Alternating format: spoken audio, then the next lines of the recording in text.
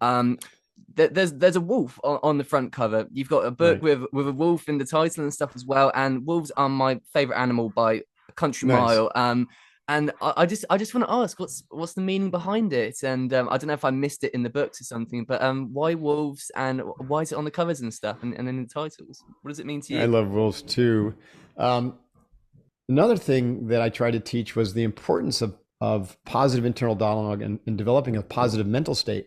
And I didn't want to use the language of positive psychology, which has kind of like a woo-woo, law of attraction kind of feel to it. And so I was like, this is a really powerful tool. And so I want to use metaphoric language, and I want to really kind of penetrate the why behind it's important to be positive and have a positive dialogue, and it has a team to maintain positivity.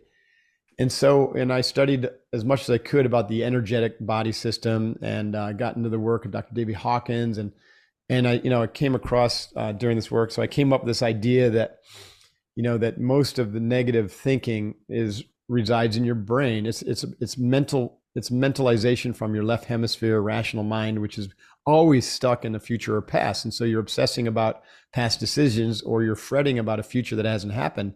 And that leads to negative loops, negative patterns. And then I was like very intrigued by stories of people who would open their heart and use, loving kindness meditation. And suddenly they're living in a very, very different state of mind, very positive, very open, very compassionate, very loving. It was about that time that I stumbled upon the Native American story of the wolves, right? And the way it was told, or I learned it, was the grandpa, the grandfather elder was, talking to the kids and telling them that there were two wolves that reside in their body, metaphorically. One resides in their head and the other resides in their heart. And it was the wolf of fear who resides in the head.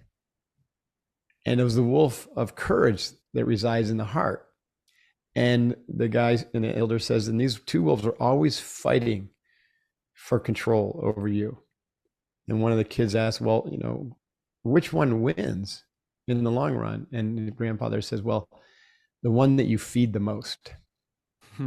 That's And so good. so Oh my God, I love isn't that. that a great metaphor for if you constantly feed fear with negative thinking, with negative dialogue, with negative emotions, with negative people, with negative news, the catastrophizing, with negative food even, then you're feeding that and you're reinforcing that and you're becoming that. You're attracting it into your life, and you're actually becoming that. And your life is going to be full of fear, and it's going to be really heavy, dark energy, and you're going to be negative.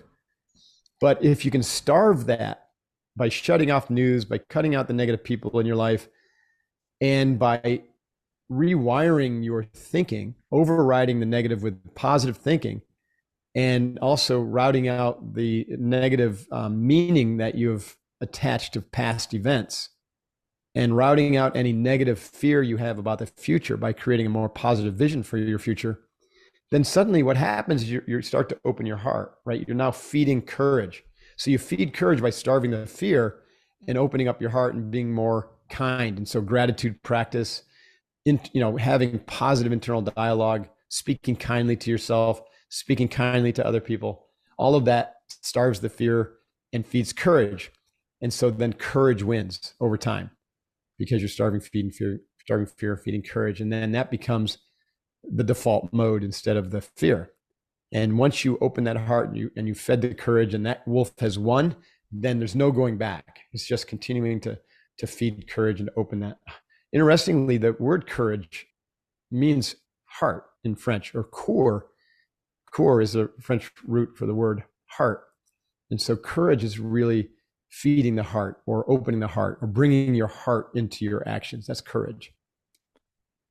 So that's it. I was so inspired by this story that I put the image on my self-published book, Unbeatable Mind, and it's basically me staring down the wolf of fear and I feeding love courage. that. That is so powerful.